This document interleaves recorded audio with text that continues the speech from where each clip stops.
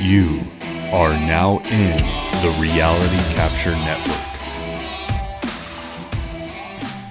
All right, welcome to the Reality Capture Network. Today we have Krisjan Hiner.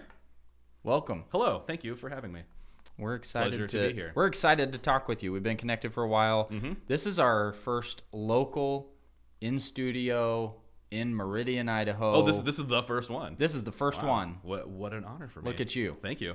And we were also able to get some insight from you when we were looking at starting, because you've got a podcast. In fact, we'll get into talking a little bit about you. Sure. And we'd love to hear even about your podcast and stuff. But again, even thanks for some of the insight you've given us as we get going. Yeah, I mean that's kind of the thing, man. Is like I like helping people. Like the world is round. The more I feel like I help people, the more good things that happen. There you know? go. So I'm more than happy to help. Or anybody else is listening. If we're you all want in to the start same your own boat. podcast, you have questions, like hit me up for sure. Like I'm an open book. Like I'm happy to help with stuff. All right. Let's get a little introduction to you, because I think most of our network probably doesn't know you. There's a strong possibility, yeah. And so let's just, if you want to give a quick background on, did you grow up here? Yeah, kind of sure. give us the background on you. Start at zero. Yep. Yeah. And it can be the short version, but touch on the where you grew up and kind of what got you even into the work you're doing and Okay. what are you doing? It kind of There we depends go. on the day or the hour for that point. Yeah. So anyway, Matt, thanks for having me here. I'm super appreciative of the opportunity to come here and, check out what you guys are doing. It's super cool. Like, you guys are like me, where you like technology and you're in our industry, and like seeing people like do cool stuff is really what gets me excited. So I super appreciate being here. My name is Krisjan Hiner. I say a lot, if you go to my LinkedIn or my Twitter, it says pronounced like the religion, spelled like an IKEA coffee table. I say it all the time because it is. Yeah. Because that's literally how I how really it is. like that. It's catchy. Right? Yeah. So my name is Krisjan Hiner. I do a few different things. My main gig, professionally, is I am co-founder and co-owner of Stackrock Group. We're a landscape. I see your shirt. Yeah. Wearing. That's like the only T-shirts I wear anymore. I know. Just like you, yeah. So we're a landscape architecture firm based here in Boise, Idaho. We have an office in Salt Lake City, and we design sustainable, high-performance landscapes literally across the country, from Seattle to Miami, Florida, currently. Awesome. And just about everything in between. We do a lot of projects in California. Obviously a lot here in Boise, Idaho, Salt Lake City, Texas. Yep. Pretty much everywhere. So how even before you dig further into what you guys have going on. Yeah. So you were a co-founder. Yes. Yeah. Will and I. Yeah. So my buddy Will and I, for a long time, for, probably the better part of a decade, Will and I talked about starting Stackrock Group. Yep. We met because at the time he was a landscape designer and landscape guy running crews for a landscape construction company, and I was working for a local equipment rental and sales place, and so I was renting and selling his company construction equipment. Oh, nice. And Will's one of those dudes where just kind of meet somebody and just become friends instantly. Yep. Will and I were like that. We There you met, go. and are we best friends? Yep. We're friends now. And so like I said, a lot of years and a lot of beers for sure. There you go. We would sit around and talk about, what if we started our own company? He went to school to be a landscape architect. That's what he wants to do, is design landscapes. Both of us sort of grew up in landscaping. I started working for a landscape contractor when I was 15 years old. So I've been in this world. Hey, I did too. For a long time. Did you really? I was okay. Well, I was more on the actual labor side. Oh, dude, me too. Yeah, when I was 15. I was building waterfalls, laying Absolutely. sod, running sprinklers. That was actually one of my first ever actual jobs. Yeah, that was my first ever Yep. actual job. Yeah, same thing. From the time I was 15 until I graduated from Boise State, that's what I did. There you go. Between sports seasons, during the summer, after schools, depending, when my college schedule would permit, I'd try to, do classes either 2 or 3 days a week. So the other days I could go work. I did that all through college. Yeah, I can't tell you how many million feet of sod I've laid, how many sprinkler systems I've installed, and papers I've put down, and grew up on a backhoe running construction equipment. So that's how Will and I met. Was I was selling and renting his company construction equipment. Yep. He was running crews, and just over a lot of, like I said, years and beers, man, we sat there and talked about what if we started our own company? Because I'm clearly not a landscape architect. Yep. Will is. I come from a long line of entrepreneurs, marketing people, and salespeople. Yep. So that's really what I know and love. Yep. Like, at the end of the day, that's all I am, as a salesperson. Yeah. Right. And so, as a landscape architect, which, as you guys know, with working with landscape, with architects and engineers and contractors, those folks typically don't want to be salespeople. Yeah. They're super good at being an architect or a landscape architect or a civil engineer or a structural engineer, and that's what they want to do. They don't know marketing. They don't want to know marketing. They don't want to sell stuff.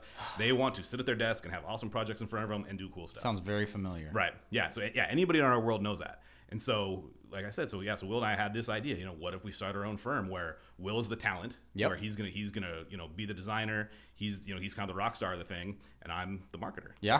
So hey, that sounds like a business. Right. Like, yeah. What a crazy thought. Let's start a landscape architecture firm and run it like a real business with marketing up front. Yep. Because, I mean, as you guys know, like in our world, darn near every architecture firm, engineering firm, construction company, subcontractor starts because there's two dudes who are buddies, work for the same company. Like, you know what, we want, let's branch out and start our own thing. Like we're better at, whatever who we work for. Let's do our own thing. And then they do. And they don't know anything about marketing or sales, and it grows really slowly because they don't know how to market or sell. Yeah. They probably will bring a project or a client or two, but it's going to grow really, really slow. Yeah. Yeah, and so for us, we were completely opposite, and people thought we were bananas. People thought we were out of our mind. How can you start a landscape architecture firm with 50% overhead? It'll never work. You guys are nuts. It'll never work. Well, here we are 8 years later with, I don't know, pushing 20 employees, working literally across the country. Yep.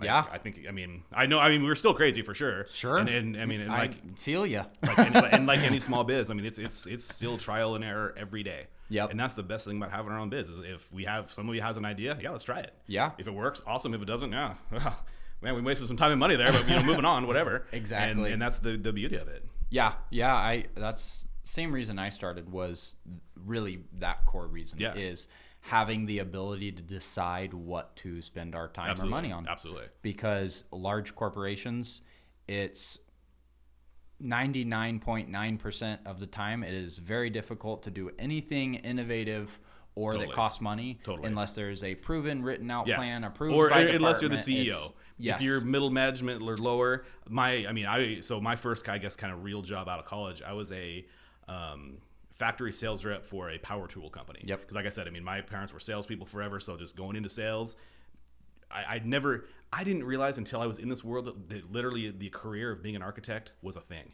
Like all I have ever known is selling stuff. Yep. And both my parents came from the food industry, and so like that's really all I ever knew was like selling stuff in the food industry. Just because that's what I sort of always heard about. So seriously, I was well into my 20s before I even or almost 30 probably before I really realized that that's a career, that's a thing you can do. I had no idea. Not that I'd want to go back and do that or not, because I am not suited for that even close. But I had no idea that was even an option. So my first real job out of college was I was a regional sales rep, factory sales rep for a power tool manufacturer. Big awesome company who has now been purchased. And so so my first job, they gave me a truck full of tools. My only client was Home Depot. Home Depot used to be a lot different than they are. They used to buy locally, like the store directors, the tool department managers, the paint department managers. They basically curated their own stuff. Like if they wanted this one specific type of pressure washer, they could buy as many of those as they wanted. Tools, the same thing. So my job was to build relationships with the tool department managers and get them to buy more saws and more blades and more stuff, which was super fun and awesome. So I had a truck. My territory was Idaho, Montana, everything in Utah, this side of Salt Lake City, and Alaska. And so I was, 23, 24, however years old, traveling around and doing that and spending weeks at a time in Alaska opening Home Depot stores. And it was awesome. And there were dudes that worked for this company who I got to know from being at, national sales meetings and stuff who had literally worked for this company for 30 plus years. So I was like, shit, man, I could do this forever. Like these guys have done it forever. They clearly make a bunch of money because I've been here for a long time.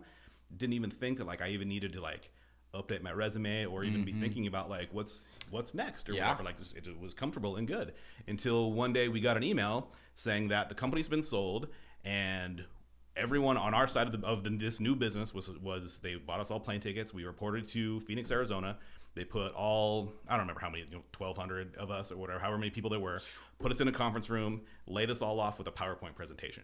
Here's where you send your trucks. Here's where you send your tools.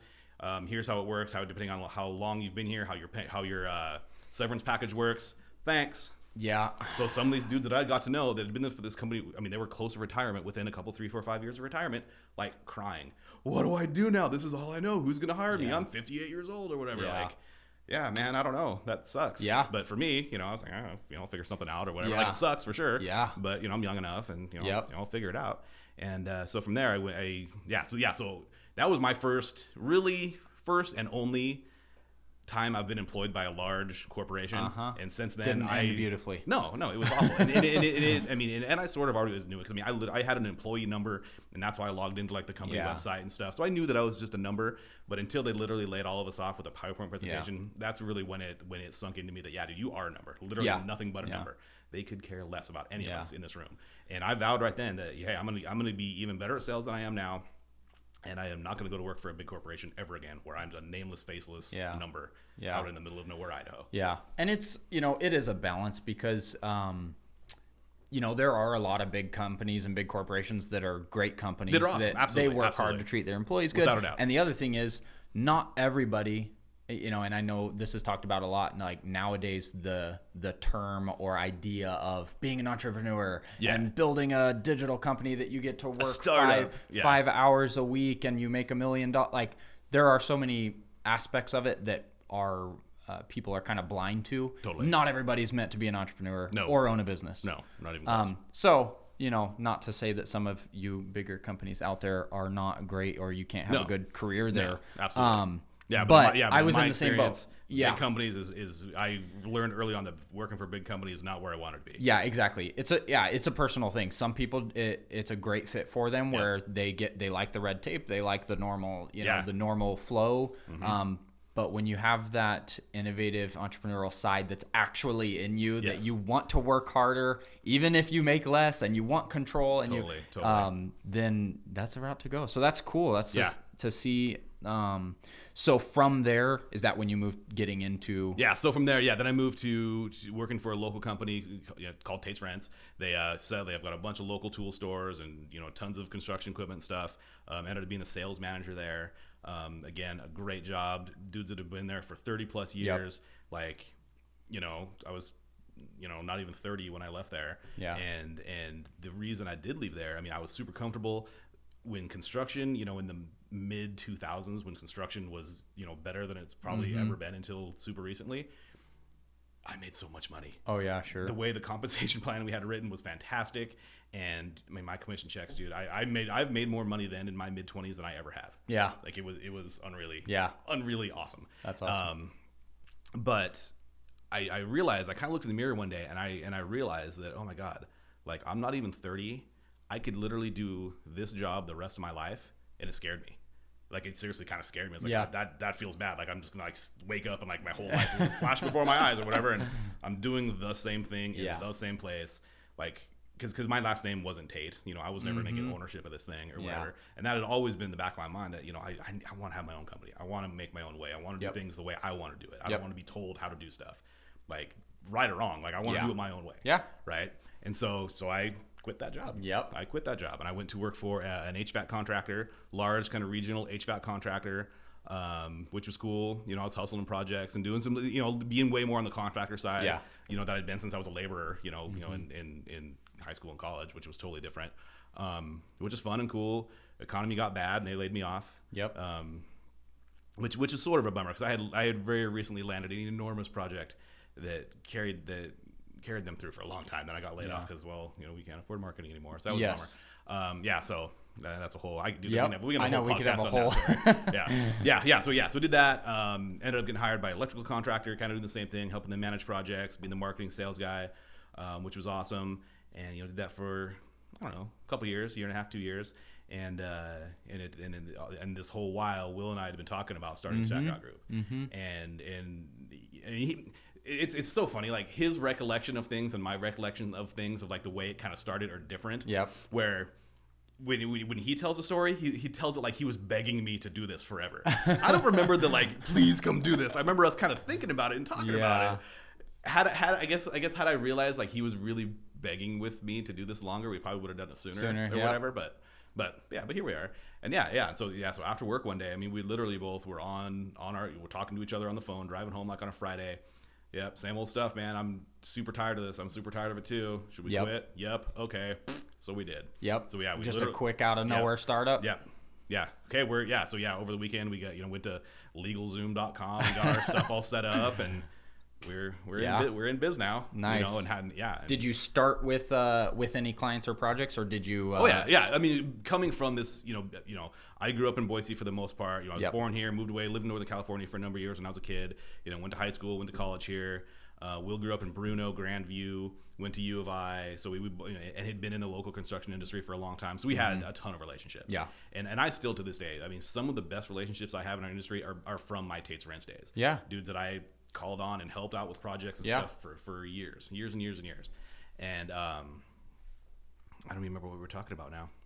I got off on the tangent. Oh, just the kind of what it was like when you first started. Oh yeah. So when we first started, I mean, we didn't have an office, we didn't have employees. It was just working out of home. We built some desks in Will's house. And what was some of your first computers work? And our first work came from some landscape contractors that we know. And, you know, dudes and we figured out really, really quick, and we already knew this going in, but landscape contractors for the most part, there's some that are better set up than others, but even the landscape or the landscape contractors that have, you know, landscape architects and designers in-house, they make money building stuff. Yeah. I mean, they have the designers in-house, you know, to kind of cut out, I mean, not necessarily on purpose, but to do it all in-house, design stuff in-house, you know, do renderings, do all the stuff in-house, and then build it. Yep. And we figured out really, really quick that landscape contractors are, I mean, especially the ones that do some design but don't really have an architect or a designer on staff, it's way more of a pain in their ass to design stuff and show. And the way that things were going, you know, 8 years ago was everything was becoming more visual than it ever had been. Yeah. You know, 3D rendering stuff was sort of in its infancy still, and so we figured out really quick that if we can invest in this technology, this 3D rendering stuff, show people this, like we can effectively be like the in-house designers for a lot of landscape contractors that that didn't really want to outsource it before, did it in-house but didn't make any money doing it, and we're, you know, really weren't doing a great service to their clients. And so so we've become the design arm for a lot of design build contractors across the country now. That's awesome. And I know a lot of it is because of us growing up in construction. Like very few landscape architects, designers, architects, you know, engineers have ever really worked in construction. Yeah. I mean, been on the ground, boots on the ground, building stuff. Yeah. That's where we grew up. That's where we came from. Yep. And because of that, like we look at it so much differently. Like we don't have an ego with stuff. Like we're never gonna like the, you know, the kind of the stereotype obviously is, you know, the architects and engineers, you know, looking down on contractors, they're just blue collar, you know, they don't know what, you know, they don't know stuff or whatever. But then the contractors hate the architects because they don't know shit. They've never built stuff. Like they don't know how it really works out here or whatever in the real world. You know, the plans and all the stuff they do, that's just kind of a helpful guide for me to figure it out or whatever. And that's always kind of been that dynamic. And with us, it's not that way. Like the landscape contractors we work with, like they're our friends and our partners. And if on plans or whatever, like something's not right, they can tell us and we'll fix it. If they're having trouble building something, like we can help them figure out how to build it. And so it's such a way different partnership, than the kind of traditional architect client, you know, relationship. Yeah. Why don't you give and I want to jump into some technology stuff here shortly, but first, why don't you just give a short kind of bullet list of like what all, just because I think a lot of people don't even know what all landscape architecture firms do. Right. Which is super funny. I mean, most of my day-to-day stuff, a lot of times is exactly that, educating people on really what landscape architecture is and what we as a firm do. Yeah. Most people think that landscape architects are really only plant people, where the architect choosing where to put a bush, or not even where, but just which bush should we put there? Like for us, like which plant or which tree goes there. I mean that's like an interior designer like picking a paint color like for a wall. Yeah, you don't design around, you know, a gray wall. Yeah, like that's one of the last kind of things we figure out for us. The plants that go in, the specific ones that go in, that's kind of the last thing we figure out. The form, the function is dealt with before. Gotcha. But what tree that's going to be out.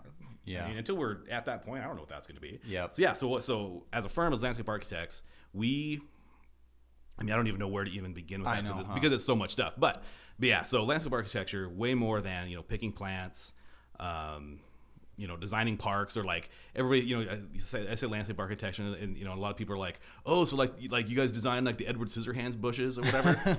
I mean, if somebody wants us to, I guess we could, but that's, you know, that topiary stuff, whatever. That's not like what landscape architecture is. I mean, that's more of like an arborist thing or whatever. But I mean, in its most simplest terms, I mean, and I say this all the time to people, if it's outside, we design it. Yep. If it's outside the envelope of a building, we design it. And we want to be involved in projects as early as possible, because so often civil engineers get brought in on a project way before we do. And have you ever been to like a really wonky parking lot where you can't get in or out, or like it's so hard getting to places? You want to know why? Because it was designed by a civil engineer. Civil engineers design so much more about like the function. It's all about function. How to get water from here to there, how to get power to the building. Like, where does this water go into a concrete pipe and go out to the street or to wherever it's going to go? I mean, that's for the most part, that's how civil engineers are looking at projects. When a landscape architect looks at a project, it's so much, it's almost, 99% about how are people going to use this place. Yeah. So the utility of it, how to get water around, how to get power in or out, that's an afterthought. Like let's figure out how this thing is really going to function and work and look aesthetically, and then complement the building and work around it. Yeah, where so often it's like, for us, it's okay, now we have to design. Yeah, it's at the very end. Yeah, like, hey, we built this. Oh, wait, we need bushes. How do we make it look okay? And how do we get people from here to there? Well, you built this crazy swale thing here, and now we have to go around or whatever. So, I liken it all the time to, like, you wouldn't hire a structural engineer to design your building and then hire an architect to make it look okay. Yeah. Right? Yeah. You kind of need to work together. Yeah. Either work together.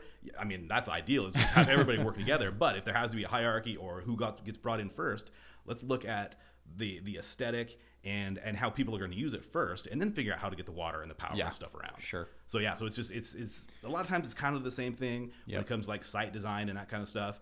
But a landscape architect is going to look at it with a completely different lens than an engineer would. Is there a certain type of project that is either like your guys' favorite or bread and butter as far as types of work you're doing? We do a ton of residential stuff, which is really fun.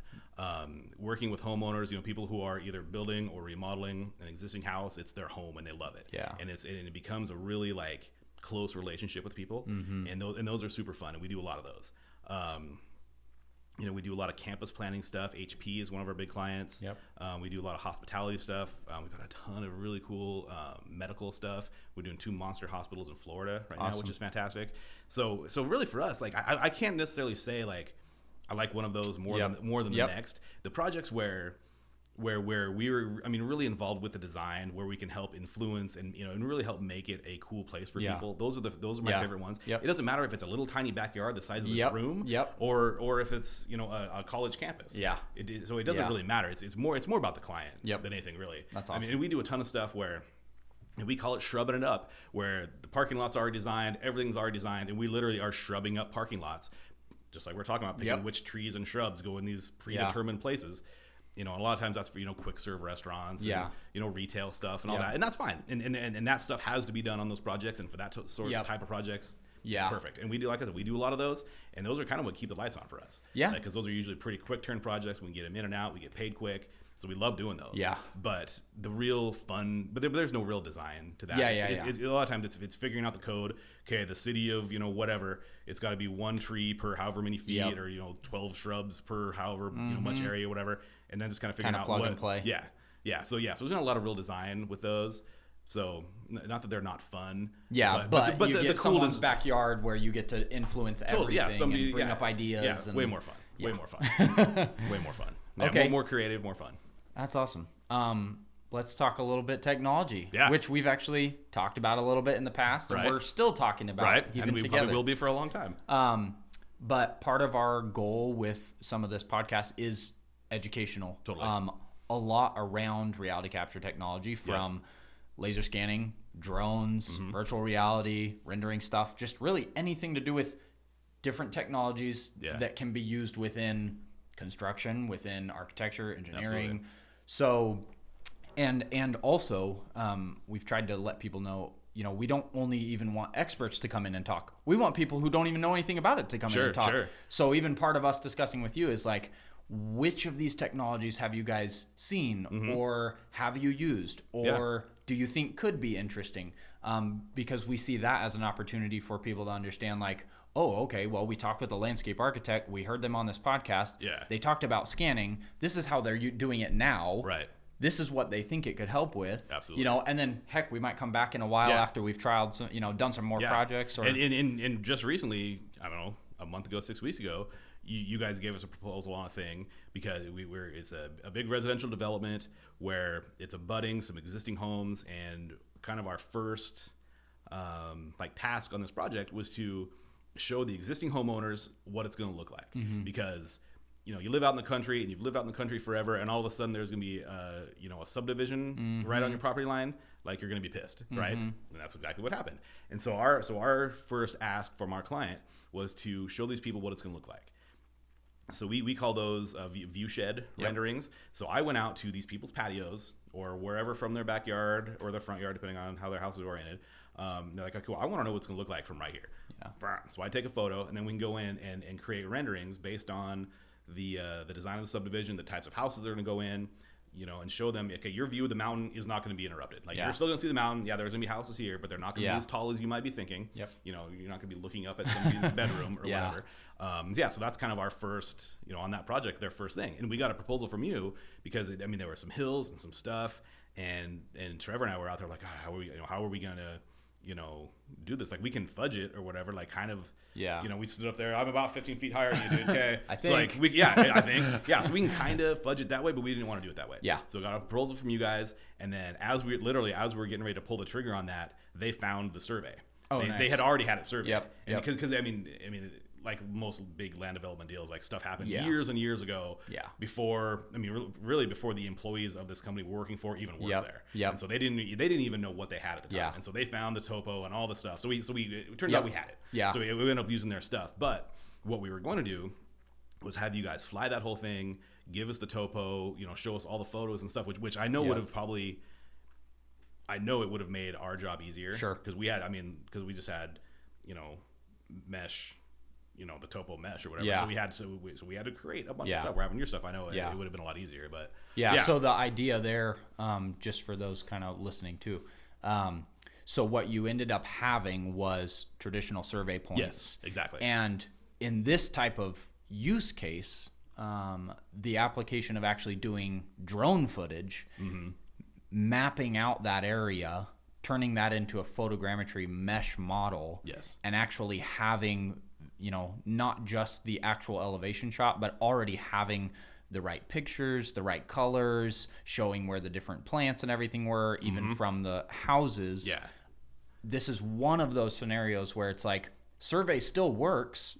Traditional topo shots out there still work for that use case. Yep. But if you look at, okay, what are some of the new technologies? This is one of those that it's like, well, instead of traditional shots, we could fly that and have a full 3D model with colors and roads and signs. Already built, which we took their survey data and we had to build that ourselves. Exactly. You had to build the whole Which is model. how we've always done it. But having that supplied to us, I am so excited for, and we're going to find a rep project very soon.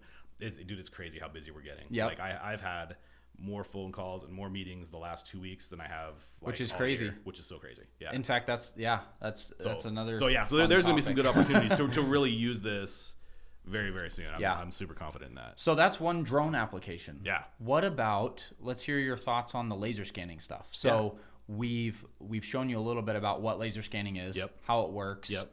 You had a chance to kind of see what a point cloud is. Yes. And even see the photos, the 360 photos that come from scanning around a building.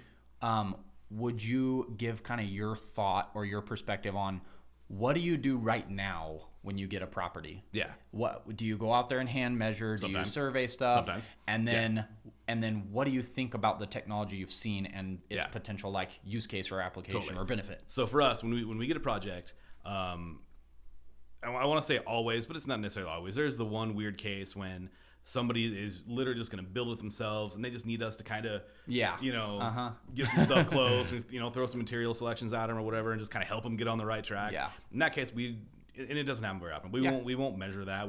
We won't even put that in CAD. Yep. We'll just, literally from Google Earth, like, your path should be like right about here and use this cobblestone or this paver or whatever, because they're going to build themselves. Sure. They're going to lay it out as they go. They're not looking to us for that super precise layout stuff. So that does happen sometimes. But so we say on a residential project, always in that case, except without that case, in all other cases, we will either go out and hand measure it ourselves, take it back to the office, put it in CAD. And what all do you measure when you go out in that case? Is it dependent on the job? It's pretty standard. So we'll measure, the perimeter of the property, or as the property seems to be, because we're not getting it surveyed. So if the fence is here, we're calling the fence the property line. And as you know, that fence can be 3 feet on one side or 3 feet of the other, or the actual property line. At that point, we're not super concerned with it. You're roughing it. If the homeowner's like, just go with the fence. All right, we'll just go with the fence, man. So we'll start with that. We'll measure the perimeter of the house. Do all that. If we're going to be doing 3D models for folks, which a lot of people will want to see 3D models, what their stuff's going to look like. We'll take a bunch of photos, measure all the doors, measure all the windows. effectively as built the exterior of a house. Pretty much everything. Everything, the garage doors. We'll triangulate where all the trees are. Triangulate where all the bed lines are. Literally as built. Everything. Where take a bunch of photos. Like here's where all the shrubs are. Like I said, here's where this one big tree is. Get all the photos so we know what's there. And put all that in the CAD. So then we're starting with a super accurate, base plan. So we start there. And that's and depending on the property. Once we get there, depending on where it is, it can be an hour to drive out there, an hour back. It can be right down the road from our shop or whatever. And then the size and complexity determines how long that whole process takes. And I don't know if you're familiar with a zip level. Do you know what a zip level is? Nope. So it's this. I don't even fully understand how it works, but it's a box with like a cord and then another box on it, and it reels up into itself. There's some sort of fluid or stuff or something in it. So you set the one part of the box somewhere and like zero it out. Gotcha. And so, or the box, I guess you can put it anywhere, but so that the other like control box, you can put it on like a monopod or whatever, and then so you stick it, say on the back patio or whatever, zero is going to be. Zero it out. And then we can walk anywhere on the property and stick it there, and it's going to tell us what the elevation is. So for a lot of times, if it's kind of a hilly property and we're thinking there might be a staircase here or some hardscape stuff where having guys build it, they're going to need to know what those elevations are. We'll just go shoot spotted elevations on our own. And so sometimes, this can take, if it's a decent sized property, man, we can have somebody out there for 5, 6, 7 hours. Sometimes. Average is probably 3 or 4. Sure. But we've done huge ones that way. Will and I have been out there with like strings and tape measures and gridded stuff out and like just literally hand surveyed stuff. Which I know is so silly. Sure. But sometimes if the budget doesn't allow for us to hire somebody, like I guess we got to do it ourselves, So, and I know if somebody, a professional we have an understanding of how that stuff works. Like I know we're not doing it like perfect and right. Sure. So I know if someone else is doing it, it'd probably be more accurate and better. But that's all but it doesn't always work that way. So that's sort of our process on that. Or if up front, if we do and anymore, like we probably. And it depends on the size. If it's small anymore, we still do them that way. If it's big or a complicated site, up front we'll almost always tell them, you guys have to get before we can do anything, you have to get it surveyed. We can rope it in for you, mark it up 10% for coordinating it, or you can rope, if you know a surveyor, or you can just Google surveyors and get somebody and give us a survey. That's anymore, especially if it's like in the foothills or it's hilly, or they know they want a rock wall like close to the property line, like. I don't want to be, telling somebody, it's probably close to the property line or whatever. So we need to know where that is. If there's, something super permanent that's going to go there. So we, and that's of residential projects, the ones that we actually have them surveyed anymore. It's probably, 60 to 70% of them anymore. Yeah. So what's your thought? I know we haven't, I don't think you guys have used it on a project yet. Have not. But you've looked at what the benefit of laser scanning around, instead of walking around the building with tapes and drafting it in and going around and just doing a simple laser scan around the building and around the back of the property, and you get those photos already. So then you don't have to do any of that. And the beauty of that for us, and I'm really excited to start using this, is because if we have all those photos and all the context and everything to it, like we probably don't have to send anybody like for a site visit at that point. If they can see how where the mountains are, what the views are, know from standing in front of like the master bedroom to the or the master bedroom window, like they know we don't want to block this view of whatever, and we can probably get a lot of that stuff figured out without anybody leaving our office. So they can stay there and keep being productive. Not that going and doing that stuff isn't productive, but stay there actually designing stuff and taking care of clients instead of being out of the office for half the day. Exactly. And the nice thing too, I don't know how often, I would assume it's possibly often that you guys have already done your field measure and stuff, but then how many times do you have to go back to that property because you're like, oh, we do need a photo from that window. What is in that corner? Do you remember what's in that corner? No. Or, do you? No. Did you get the dimension on that window? Yeah, or totally. That happens all the time. Yeah, all and the time. that's one of the cool things that we see in a type of work where you do have to do that. You're looking at different views. You might decide, oh, we are going to move that tree. Did you get a measurement on it or something? Totally. Just the ability to open that data, and you already have it all. So not only do we, for instances like that, see the benefit of, hey, you don't have to be out there hand measuring, but there's also the fact that we didn't only measure the couple, the individual points you typically would. Right. You just incidentally have the whole property and the colors and the pictures that, that's better. You just get more data faster. Absolutely. And you have all the imagery. Mm-hmm. And even the fact that they're coming with the panoramic photos, so it's not individual either. You can turn. You're like, that's not quite the perspective I wanted. Let's just turn. From there you can. I don't know. You can see it from there, I guess. Yeah. No, I know that's good. I know that's gonna be better. And for us, like on the front end of, so honestly, for me to be able to sell that better, I need to be able to. And I know with most of our projects, if I just put it in the price, like it would happen. So I need a little bit better understanding of how that pricing works. Yeah. So that every single time I don't have to call you and because I don't need like a formal proposal on stuff. Like if you tell me it's going to be this much, I put it in our proposal and away we go. And when I take it, I can call you and say, hey man, we're doing this thing, and away we go. So for me, I just need a little bit better understanding of how you price those. Exactly. Yeah. Yep. And that's where there's a lot of unknowns. Totally. Honestly, with everybody around any of the new technologies, they're like laser scanning or drones, like that's sci-fi, like new age. Right. It's going to be $1 million to get this done. And really, it's like, well, guys, no. You typically spent all day out there measuring. It's going to take us an hour. Right. So we can, we're probably going to fall within a price that you're going to go, oh, well, that's like better anyways. Yeah. Well, and like I said, I mean, any of our people that are out doing that, we're paying them. Exactly. And if it's a full, licensed landscape architect, we're paying them probably more decent money. Yep. Than we might pay you guys. Sure. I don't know. Yeah. So I think that sounds good. That kind of gives the understanding of, drones and laser scanning. There's an application for landscape architecture. Without a doubt. Absolutely. And we're going to work toward that even with you guys on implementation. Yes. Now let's talk about something that you already do. Yeah. So you guys are already in full 3D models, renderings, playing with virtual reality. Yep. Maybe tell us how involved are you guys with the virtual reality, and what's some of the real use cases you're seeing there? Yeah. So I mean, with virtual reality, we've done it from everything in our office for just the designers to really get a better understanding of what they're looking at. Mm-hmm. How is that thing too big or too close or whatever? Because you can look at it on paper. Getting real perspective. Yeah, get real perspective. I mean, looking at it, like a 2D rendering or a 2D site plan, is okay. But then, kind of the next level from that is the 3D rendering. Yep. Which is still a 2D image, a 2D image of a 3D model, on a screen. Yep. And so from there, you can look at it and spin it and kind of figure it out. But then, putting the goggles on and really having that understanding of it has taken that a whole different level. Yeah. So we use it from everything, like I said, from us just in the office looking at stuff to having clients come in and look at it. We've put goggles on city councils, so that they can make an informed decision on should we allow this project to happen or not. Which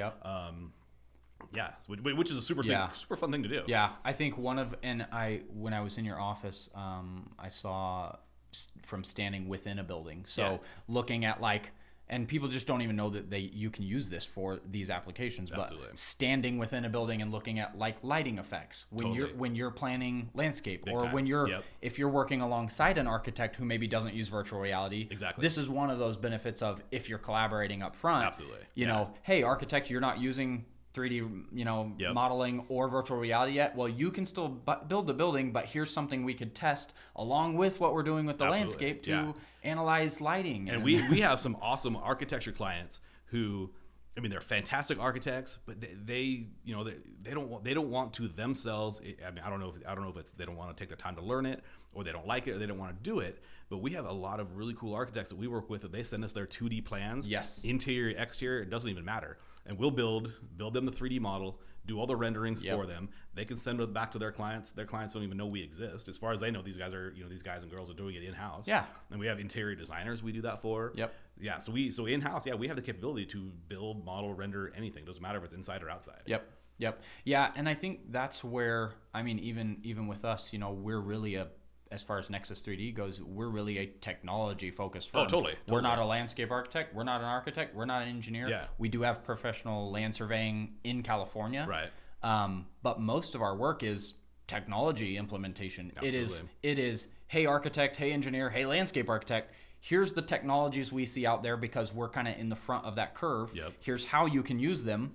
We'll help you with the portions if you want, Yep. or you can do them yourselves. But we see the same. There's a lot of architects, there's a lot of engineers, there's a lot of construction firms that, even like you mentioned earlier, that's just not their core focus. Totally. And it makes more sense to just say, well, why don't you just help us with that portion? Have these folks do it for us. Absolutely. And you get the benefit out of it, but you don't have to take the time or the staff Exactly. or buy the equipment. Exactly. So Yeah, there is room 'cause- out there for people to focus on that. And it's funny, even with some of the bigger architecture firms that we work with, we've literally, there are a lot of firms that we have taught how to build 3D models. Mm-hmm. We have taught how to render, that at one time they paid us for it because we trained them. They don't pay us anymore. They now do it in-house.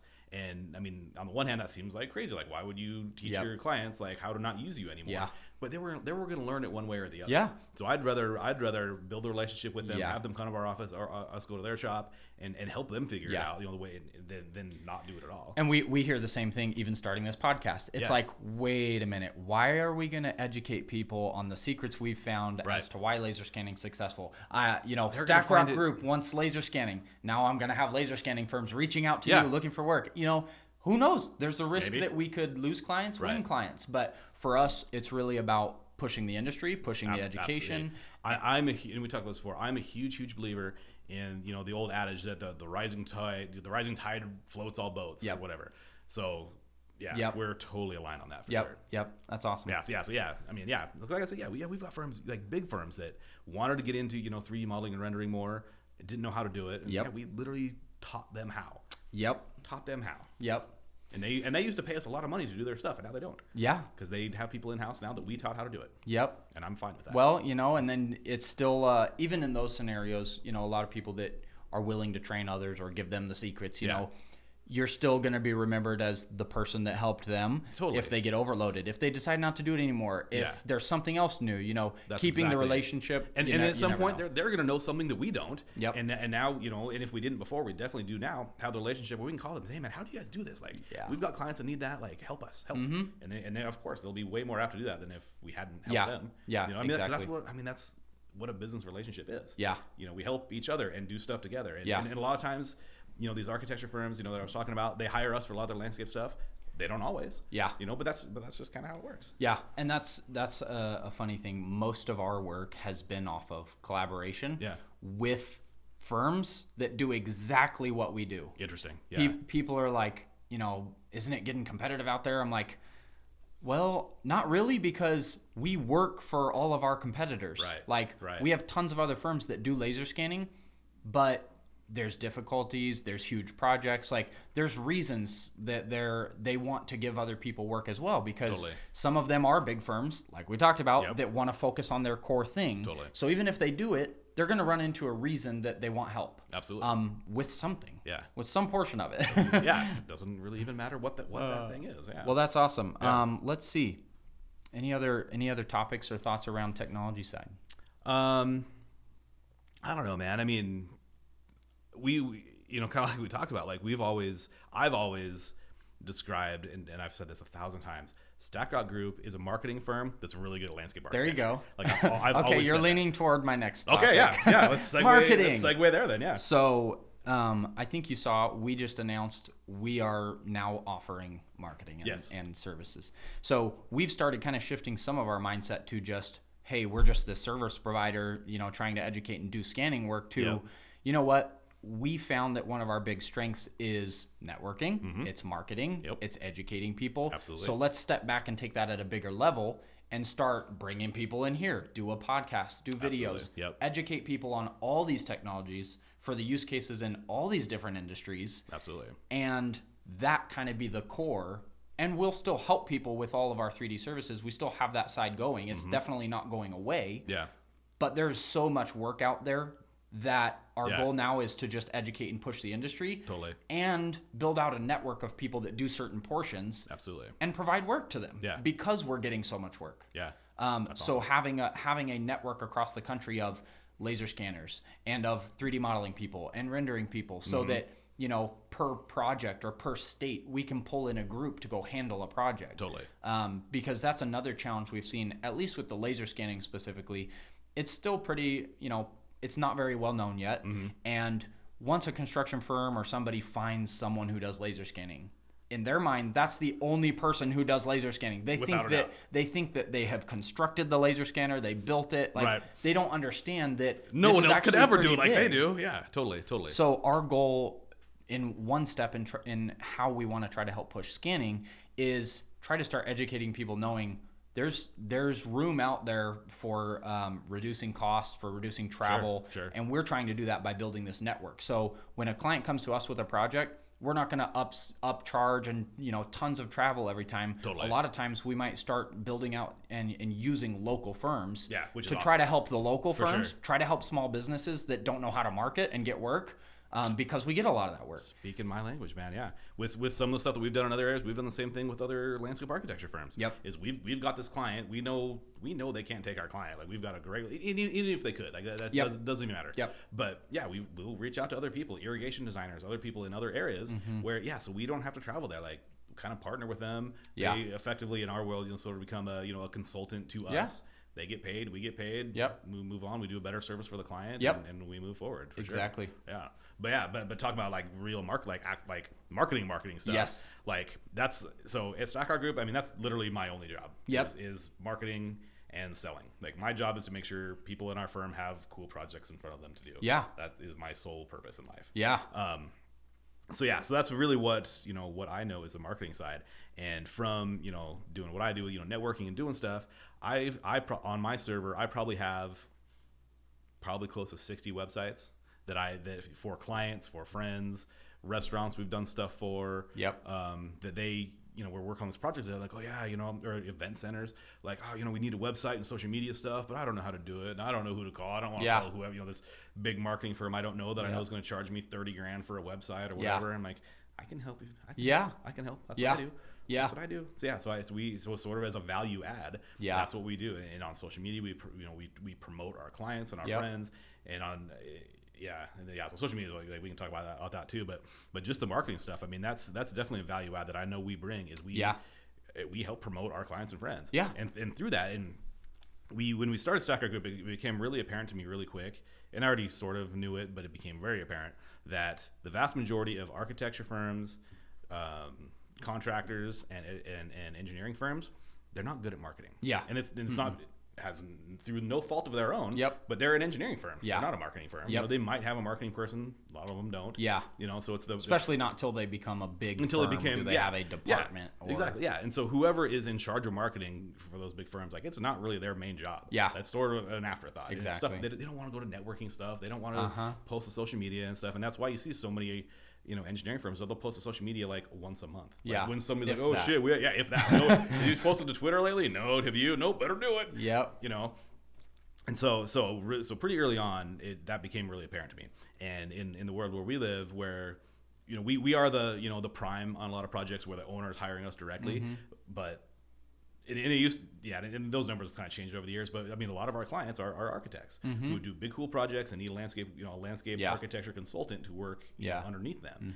And so a couple years ago, I don't know, it's been 3 years ago now, I started an online publication called The Constructivist. Yep. And the only reason it's turned into a whole different thing now. Yeah. But the reason I started that was so I could very directly market my friends who are architects, engineers, and contractors. Yeah. Because I knew if they get more work and there's more eyes on their projects and their stuff that they're doing, that's gonna be better for us. They need more landscape architecture. That's why I started that. It's now spun into its whole own thing or whatever. Yeah. But that's why I started that. That's awesome. I continue to do that. Yeah. And that's the same reason that when people ask us about competition, I'm like, we don't have competitors because we work for competitors. Right. So the whole idea of us trying to educate people on scanning and get them to start scanning, we're creating more work for ourselves because if scanning people need help, let's get more people scanning.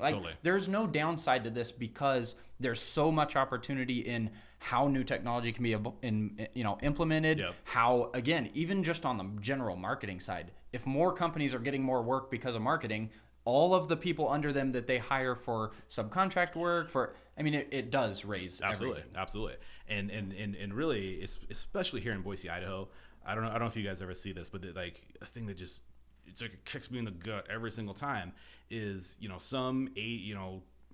be it public agency, be it private company, whatever, they've got a project that they want to do, and they will hire someone from out of town, an out of town engineering or architecture firm or contractor to do this stuff, because they sort of don't think there's anybody in little old Boise, Idaho that can do this thing that we want to do. Yeah. That makes me crazy. Yeah. And so really, I do stuff about our competitors on the constructives, because I would rather have one of our direct competitors get hired than some firm out of Denver. Yeah. 100%. Yeah, trying to help the local firms. And that is, I think, one of the areas that people don't understand, that building out your brand, building out a social media presence, having a good website, having your team on LinkedIn, those things are not just, oh man, we have to do marketing. Like, that's how people find you. Absolutely. If there's a project that, hey, we need an architect to do a job in Boise. Like, if people are Googling that and they can't find a good architect that pops up, they're going to drag whoever from wherever they're coming to work with before. Absolutely. Or so construction, same way. The value that you get out of focusing on those things is much bigger than most people think. Absolutely. Yeah. And you're totally right. Yeah. Because most folks would look at that as, I don't want to teach anybody stuff. Like, if somebody's going to hire an architect in Boise, I want it to be me. Yeah. Like, no, it's not. Yeah. In the 21st century, man, I think that's not the right way to look at stuff. So what, maybe one of the last things we could wrap around is your podcast. Yeah. So what's the name of your podcast? What's some of the stuff you've been doing? And So I have my own technically I have two podcasts. I have my main podcast, which is just me. It's called Krisjan Radio, Krisjan Radio. Kind of a play on that. Yep. So I started. I haven't been doing it too terribly long. I've been doing it probably not even a year. I've been doing mine. I've done, I don't know, 16 or 18 episodes. Awesome. And it's sort of just like this. I'm talking with my friends and people in here in Boise who are doing cool stuff. Yeah. Has all of yours been local firms? Yeah. Awesome. Yeah. Cool. I've had, people from Bogus Basin want to come on and talk about, ski racing stuff, the stuff that they're doing, architects.